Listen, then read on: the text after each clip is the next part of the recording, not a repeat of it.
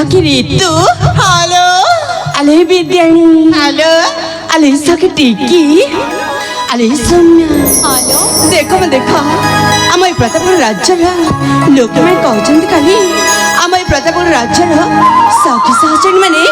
भारी सुंदरी लो सखी हेलो ए संगति हेलो सतक सत तमें भाई ना आज मुठार बहुत सुंदर लागो चलो संगति अले सखी हेलो जानिछ ना मु आसला बेले आम प्रतापगढ़ राज्यर लोक मैंने कौन क्या कही होतिले जानिछ ना अले विद्याणी हेलो आम प्रतापगढ़ राज्यर लोक मैंने कहते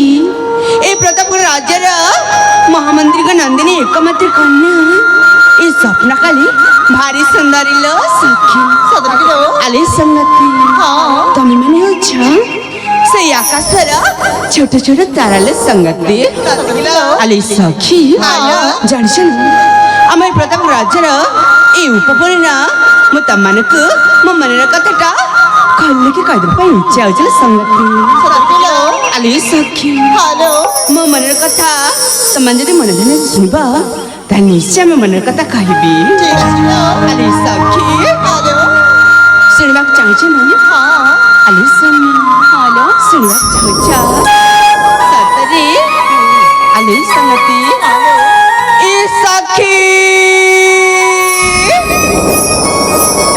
संगति हेलो सखी घेनी सपना दे सजनी सत्य तंकनांदी सखी घेनी सपना दे सजनी सत्य तंकनांदी चोरा चोरा चाहनी जुबा कामना हनी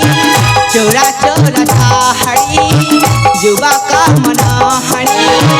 तारा मेले शोभास में सखी घेनी सपना दे सजनी सत्याजीत कमानी सखी घेनी सपना दे सजनी सत्याजीत कमानी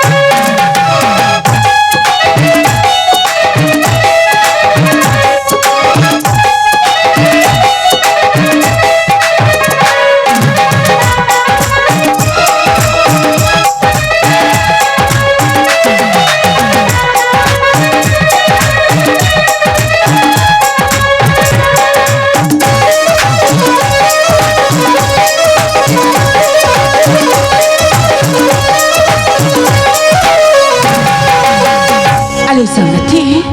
प्रतापगढ़ राजा मणिकला कुमारी असिया पूजन धारी ना सहचरी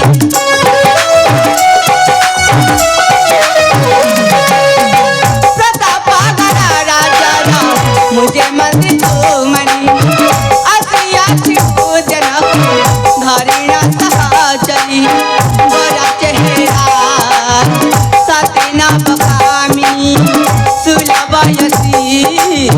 चालिगा जगामी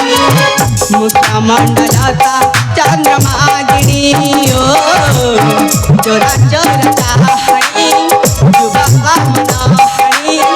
चोरा चोरा चाहणी युवा कामना हणी तारा मिल शोभा थे सखी घेनी सपना दे सजनी सत्याजीत कमानी सखी घेनी सपना दे सजनी सत्याजीत कमानी